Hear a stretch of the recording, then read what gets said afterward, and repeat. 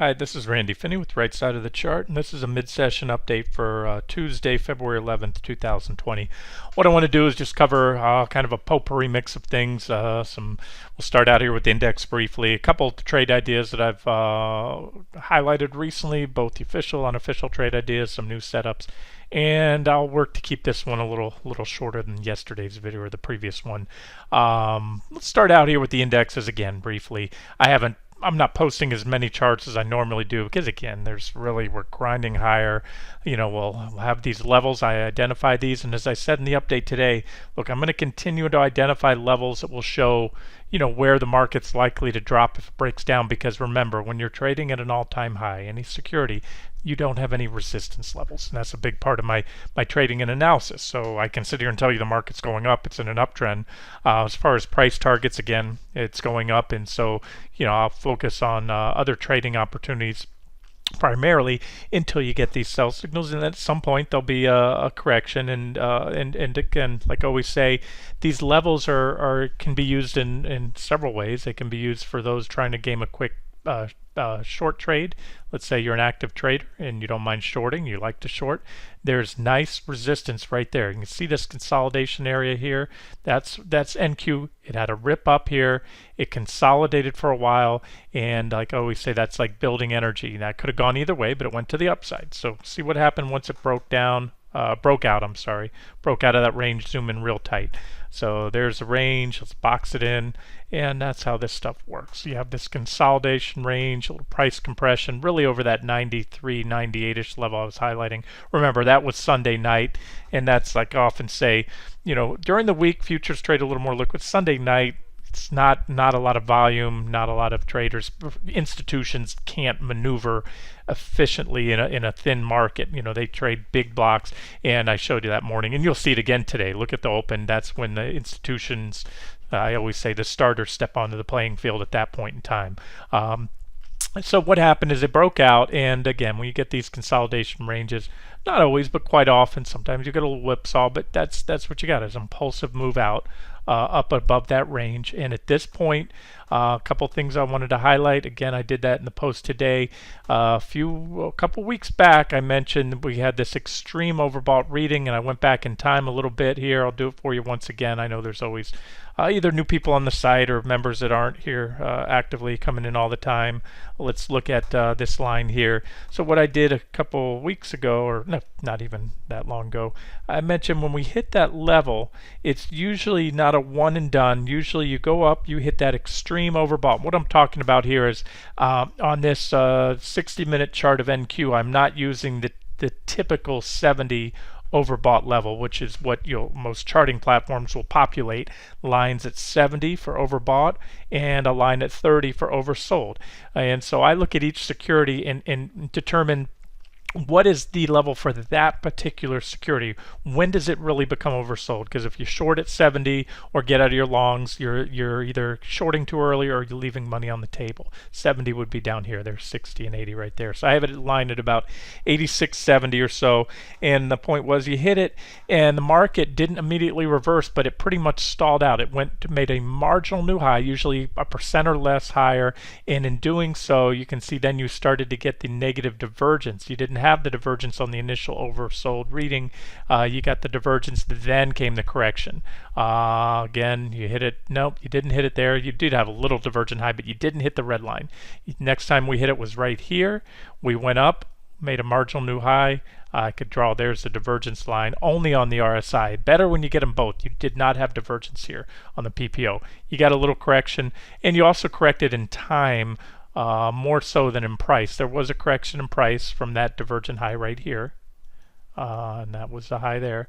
But again, so correction in time and on price. Let's see, we didn't get it there, just missed it. And this is the first time really since back right here. And then that was the only other time before this correction. And again, the takeaway is, these aren't big. We've been in a powerful, relentless uptrend. So if you're thinking, Randy, why are you trying to highlighting, little short pullback trades, 3-4%? That's what these were, in that range, 2-3%. I think this one was about 4. We got that with the breakdown there.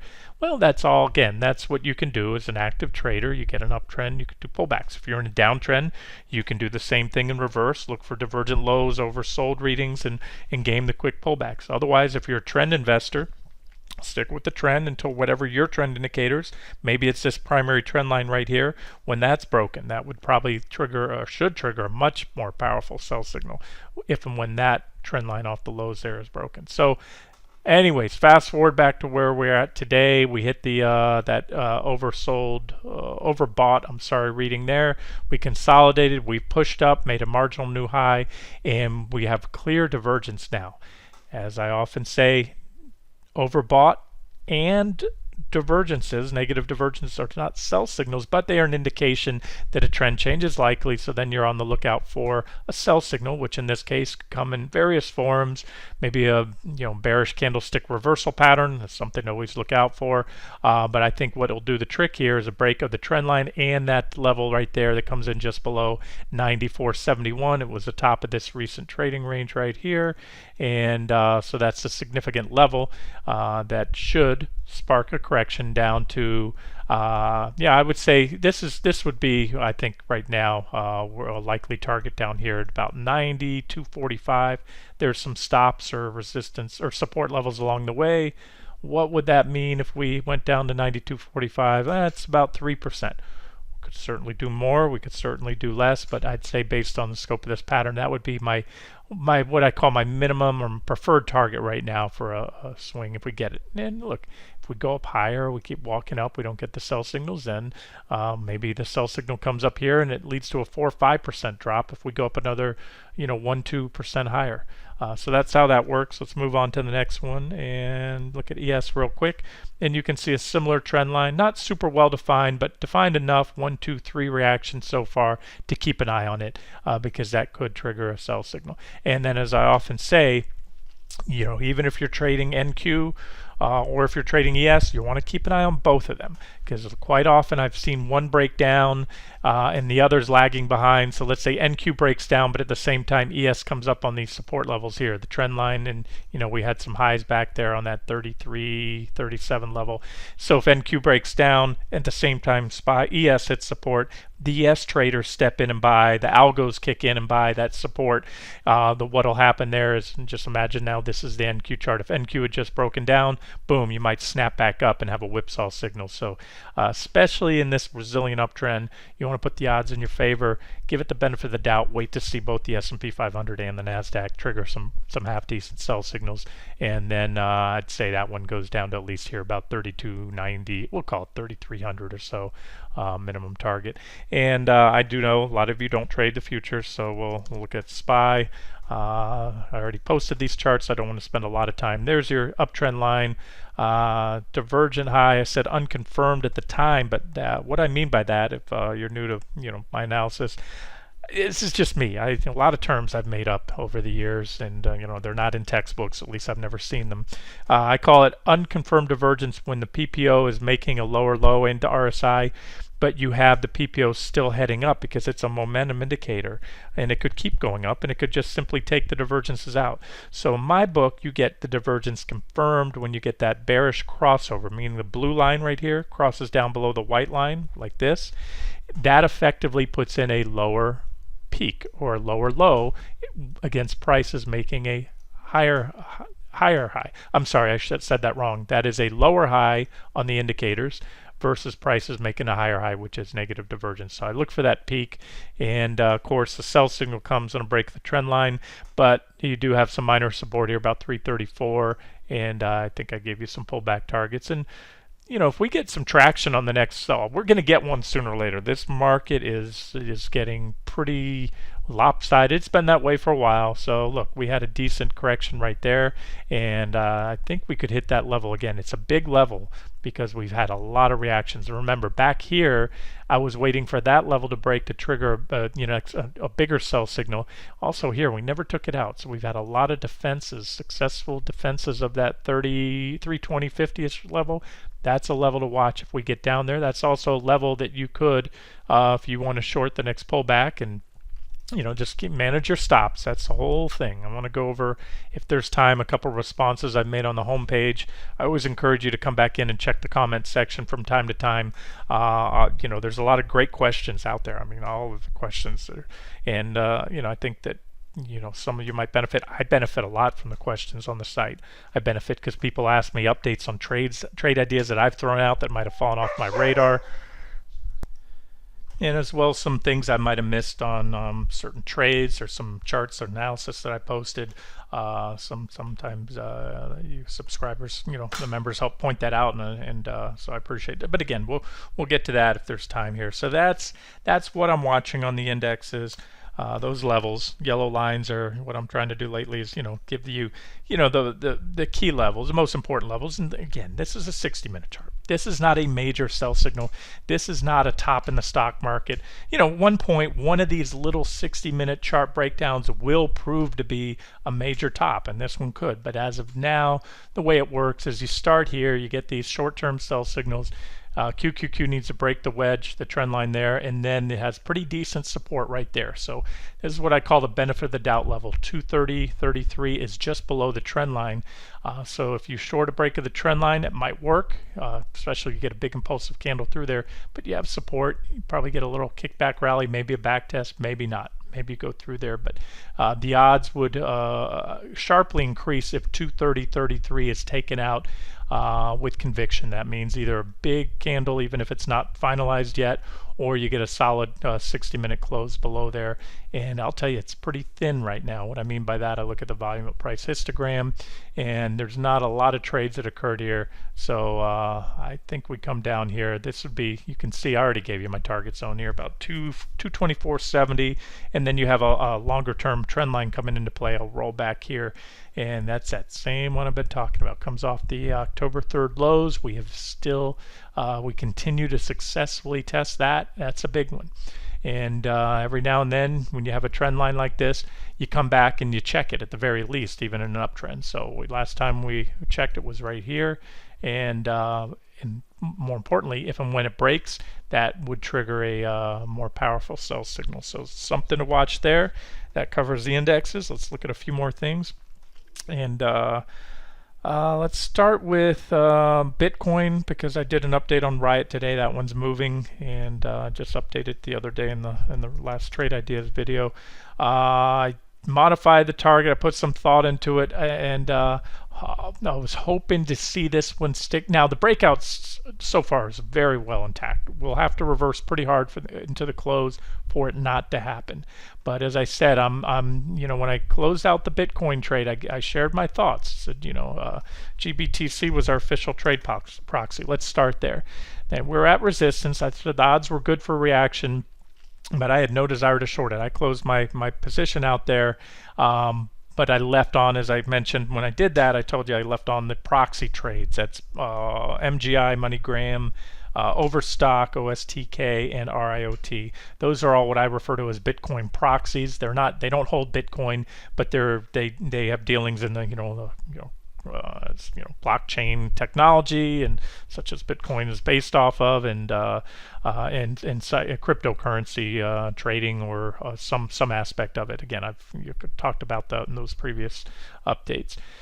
So what do we have today? We have a breakout, pretty impulsive, nothing huge, but 5% move, and we're clearly above that 223-ish resistance. Remember, it's this level back here. It was well defined. So there's a breakout in Bitcoin, and that's bullish as long as it sticks. It could fail tomorrow, and that's something we'll keep an eye on. I'm going to show you some other charts. A subscriber had asked for an update on the Bitcoin futures charts, which I'm going to show you here in a second. But there's going to be stops along the way. But if this breakout can stick, that could open the door for a move up to that $17 level, those previous highs back there. I don't see any negative divergence on the daily chart. We are overbought, but Bitcoin can redefine the term overbought just like it can redefine the term oversold. Or in other words, it can come very overbought during a rally. If you sold it back here the first time it reached overbought, let's say you were long in this breakout, and I believe we were, then see how much you left on the table. So again, as I like to say, overbought is not a sell signal, just like oversold is not a sell signal. It is a heads up. Things are getting frothy. Sometimes you get corrections off the initial tag, but sometimes you keep going like I just showed you there. So as of now, so far so good. Back to Riot. I upped that target. We had the original target at 174. I upped it to 178 because I have the actual resistance line at 181, and I liked the action that I was seeing in Bitcoin today and Riot. So I upped that target a few cents. We would have, some of you might have taken profits at 174. That's fine. We hit a high of 176 so far. But either way, I think it's constructive, and so I'm gonna let that one ride for now. I also made that potential third target an official target. So we'll see if something happens and changes. And, we can always close this trade out early.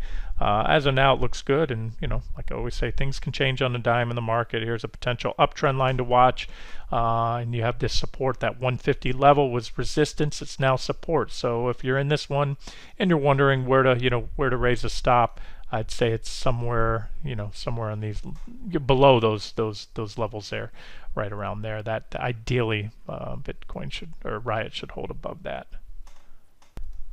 Overstock. I threw out some of these as unofficial trades too, but I gave you price targets on Overstock. We already hit that one first, that first target there, and it's powering back up. But you see, this looks a lot like Riot, but yet it hasn't broken out. So we had the same premise here. We had a bullish falling wedge pattern, broke out, ran up, hit that first target, had the reaction as expected. That's you don't always get it, but more often than not you'll get a reaction on my first targets when they're hit. That reaction I define as a consolidation and or pullback off that level. We certainly did both there. Consolidate for a while, then pulled back.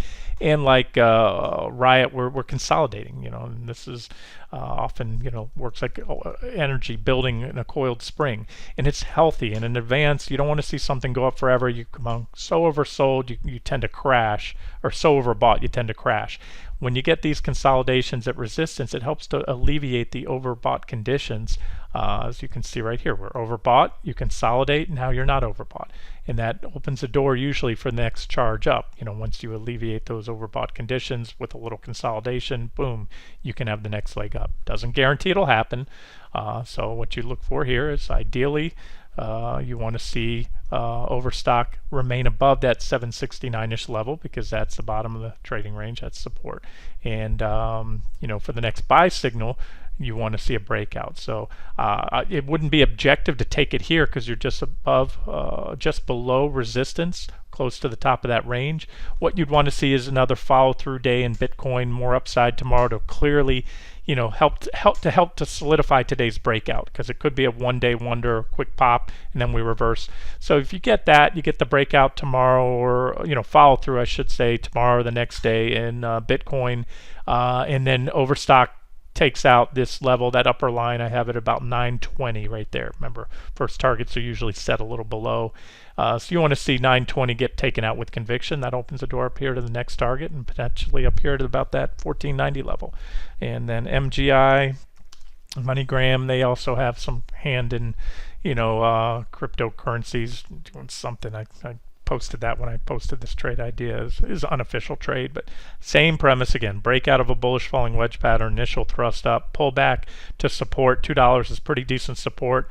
It's kind of bouncing around. Also, somewhat, if you take a step back a little further, it's kind of grinding around in this range. So upside break could take us here, and should, to the next targets.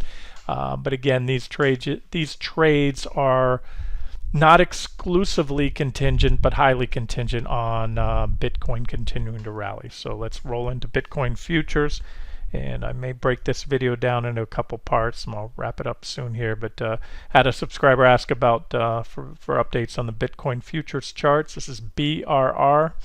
And you can see it's almost identical to GBTC. Remember, GBTC it tracks Bitcoin. It's called the Bitcoin Grayscale Bitcoin Trust. This was very, very good support back here. I mentioned at the time that we'd get a big sell signal if and when it broke. I expected it to break. At the time it did break. That led to this. You had an impulsive leg down, correction, rallied back, perfect back test, and a failure. This is TA 101. Examples don't get much better. Support once broken, or let's back up. Resistance once broken. We had resistance here. We failed. resistance once broken becomes support. So you took it out here, rallied up, support, support, support, support, support, broke, and support once broken becomes resistance. So that's why we rallied up here, and we consolidated for a few days, and today we've taken it out. Now I have to say this, Bitcoin hasn't put that level clearly in the rearview mirror. Like I said, we popped above it the other day, we popped above it again today, but the more we get above there, the greater the chance that breakout will stick. There's also an uptrend line to watch, as I showed you on GBTC, and plus you want to see it ideally hold above that 99.72 level. Now this is the daily chart of Bitcoin futures, and again, just like on GBTC, you can see that no divergence, and we're not even close to being, well, we're not at the extreme overbought levels. We're around the 70 level right there, 72 I think on the RSI, but this is what it took before. We had to become this overbought. Here's my extreme level on GB or BRR is about 87.50. Those are the levels that pretty much checked the advance. It didn't completely turn it down, but that final overbought reading did right there again. So these are the levels where it starts to, the risk reward, at least in the near term, that becomes unfavorable, and there's some room to go. Again, does not assure we're going to get there, not by any means, but as of now, all I can tell you is it's a constructive chart that can change tomorrow or any day now, but as of now, here's a trend line, and as long as we keep above that trend line and above that 99.72 level, looks good. Zoom down to the 60-minute chart of BRR, and what you want to watch here is this trend line. You had a back up. We had a bullish falling wedge pattern, positive divergence is what I like to see on long setups. When a stock is in a downtrend, there's a breakout, back test. Perfect. If you missed the breakout, this one gave you a second chance on the back test, and then came back in a little lower but stayed above the trend line, so you were a little bit underwater, but then it paid off well. And from there it's been clearly in an uptrend, well-defined uptrend line. That's why I colored it yellow. I just overlaid it with this blue line, and that's the same trend line I just showed you on the daily chart. So again, ideally you can see support here about 97.80, price support plus trend line. This is where you want to see Bitcoin hold above BRR. If it breaks that, there is support down below, could break, back test. There's a lot of possibilities, but I just want to lay out those are the support levels down below, and the trend is up. And although you do have divergence, and they may play out for a correction sometimes, especially with Bitcoin, when it wants to run, it can burn through these divergences. So as of now, the trend is up without any sell signals. And talk growth and income trades for a second. The CWH has been on for a while.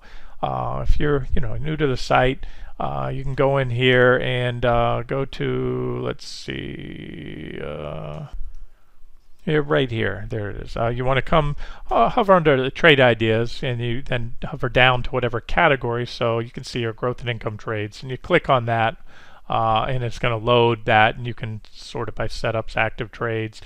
So let's just click on growth and income active trades here and see. So what it shows you, that one is no longer an active trade. I need to update that. So again, anytime if you're not sure, click on it and it'll load the previous notes. That one I think hit our first price target and then went on to hit our stop, if I'm not mistaken. I just need to get around to moving it over to the completed trades. This one's still active, and again, if you click on it, any of the symbols like this, it'll load all the previous notes on that trade. I just clicked on CWH, so now it's showing you from the setup right here, the initial trade setup, the first target being hit, the second target being hit, as well as an update, which I'm going to do right now, and then I'm going to segue into some more growth and income trade ideas that are on my radar right now, and then we'll wrap it up. So CWH, as I mentioned, I'm getting a little concerned, so I raised the stop. It hit our second target, 61%, almost 62% gain. And what I wanted to show you guys, I'm sorry, I'm all over the place here. I digressed. Going back to the growth and income trade category, when I go back there, you want to go to the growth and income trades. Any trade category will give you a description of what that trade category is all about right here.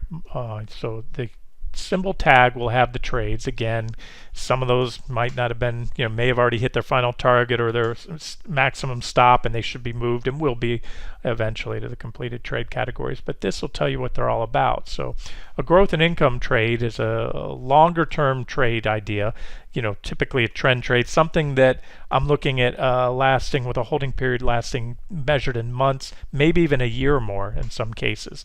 That's a long-term trade.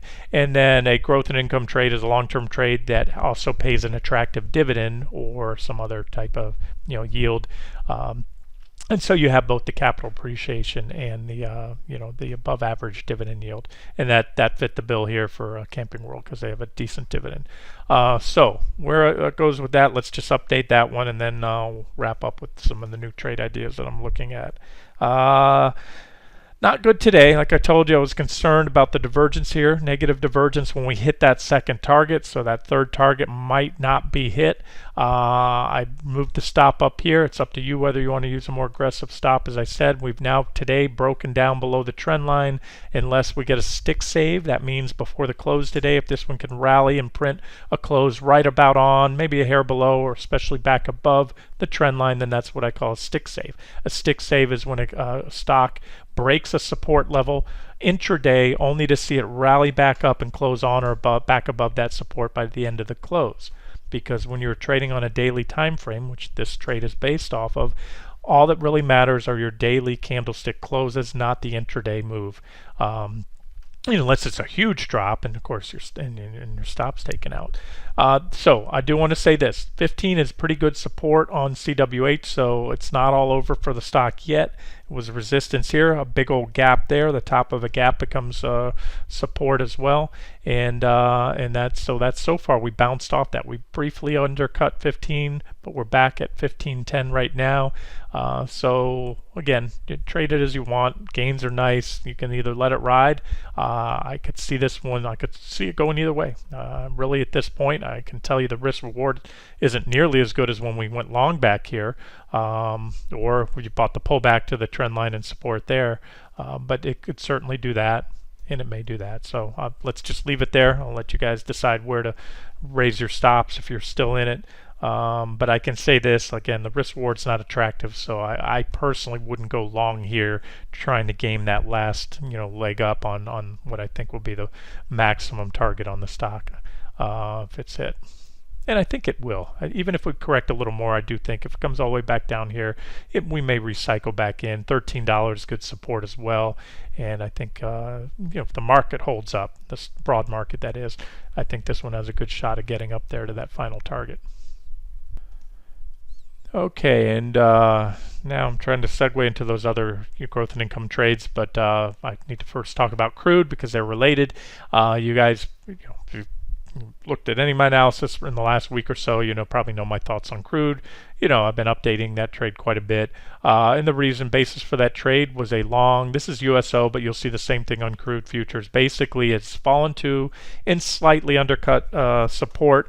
And that's not unusual when you have a well-defined level. Everyone's either going to step in a little early, and sometimes it's just the way things work, whether it's the cruel market makers or powers that be or algos, you tend to undercut a level to wash out everyone that stepped in there, run their stops, and then the thing reverses. Now, if it goes much lower, that's not a good sign. But I also remember this. I set that stop on a daily closing basis because I know how crude tends to bottom in these vicious sell-offs like we've been in. This is a vicious downtrend, and you tend to have these final flush out moves. That are signature of that are those long skinny parts below the candlestick wick that shows intraday we dropped way down only to reverse before the close back up near the highs of the day, and we haven't really seen that yet. And if they take our stop out, so be it. You guys can use a stop wherever you're comfortable with. If you ask me now, do I think the stop will be hit? I'd put 50-50 odds. Maybe they do. We came very close the other day. Remember, I want to see them. To me, I'm more concerned with how it closes because I'm okay if we get that little flush out move. Could prove to be more. So you got to realize that when you use a stop on a daily close, we could keep going and close a day down really big. But as of now, that's again the way I'd like to trade this one. So if that happens, great. If they stop it out, no big deal. Some of you might want to use a wider stop. I personally may give my CL instead of USO crude futures. I may give it a little room. I'll watch it, see how it trades throughout the day. If it does that, and if it moves up from here, great. Because all I can tell you right now is it was in free fall, near free fall, since this point, and you can see that it's certainly respecting so far that support level. It kind of halted the advance. It's been consolidating here, and positive divergence, everything I like to see. So enough on that. Like I said, it either plays out or it doesn't. If it doesn't, you move on. Like any trade, it should only be a small part of your portfolio. Don't put all your eggs in one basket. This is a 60-minute chart of CL crude futures I posted this morning. This is the trend line it needs to take out. If it takes that out, you have potential basing pattern here, and I think we could get a really nice pop in crude. It just may want to do this first, maybe not. We'll see. All right, on to the next and final trade ideas. I have a list here. Here we go. Found, as I told you in one of the videos recently, I think it was the last trade idea video I did, the MLP, a lot of these, especially oil and gas MLP, master limited partnerships, they're in free fall right now, a lot of them. And, that's not going to last forever. If I'm right on crude, bottoming, especially if natural gas bottoms, you'll probably see a pretty sharp snapback rally, maybe even a major bottom in these stocks. So right here, you can go to this. I posted a link to these two here. What you have here are the MLPs traded on the U.S. exchanges. That's a great resource. I found this today doing a Google search. You can get a PDF version. Click that. And what I've spent a good part of the day creating separate watch lists for each of these subsectors here. So you have, again, these are all MLPs. Most of them pay pretty decent dividends, and you can see they're categorized by natural resources and then oil and gas. And within the oil and gas sector, you have different subsectors. These are midstream, gathering, processing, compression, blah, blah, blah. You can read all that stuff. And boom, there's just a ton of them. So what I'm going to do, and I have been doing, is I have separate watch lists on each of these subsectors. And I did it that way instead of adding all of these to those one single watch list to kind of see, okay, which of these subsectors looks the best. And some do look better than others. Some of these are in free fall and others are actually near trading at multi-year highs. So that's, the takeaway is that all MLPs are not created equal. They don't all do the same thing. These are with marine transportation. These down here, downstream refiners, marketing, wholesale distribution, oil field services, propane, feral gas has pretty much been 86 now. They were delisted, and I think they're trading over the counter. So it's only really suburban propane. I think it's the only one left in that area there. And there it is. Coal stocks. Look, even some REITs right there, and even investment companies, right there as well. So I will get I'm going to kind of call the list down, my watch list, and then share some of these as potential trade ideas. As I showed you the other day, that a lot of those, although they are in free fall, they are setting up with some nice bullish divergences. They're extremely oversold. So at the very least, we're going to get a bear market rally, a short covering rally soon, and possibly more. So I'll look to see and maybe add some of these as growth and income trades, because if we can come in and catch a bottom, let me try to find one for you. Here, I'm just randomly picking one. I haven't looked at the dividend yield on this one, whether it's paying one. TGP, and you can see in this case, a case can be made, not even one of my favorites. Like I said, I randomly picked one, but I can see some decent support here around 1250 or so. Where the stock, had bottomed out before. It had a nice little inverse head and shoulders bottoming pattern right there. That's your, left shoulder here, head, right shoulder, neckline, boom, broke out, rallied, and coming up on support. But again, not one of my favorites. I will go through the list, but the thought process is, if we start to, if we can make an objective case to go long, especially if crude and natural gas firm up, and the MLP, the oil and gas sector, firms up, then we can go long and do one of two things. You can either trade it for a oversold bounce, a bear market rally up to the first resistance levels or targets, or if you're a long-term investor or trader looking for some growth and income ideas for your portfolio, you can go long and then you set a stop a little bit below where it should hold support and you let it ride. And you may get the much bigger gain and collect a nice dividend again for those that do pay a decent dividend yield. So that's what we'll be looking at, and I think that's it. I might have a couple other things, but I wanted to get this stuff out to you guys, and again, I'll follow up with some of these growth and income trade ideas, whether it's in the oil and gas sector or not. I have some requests for some REITs and all that.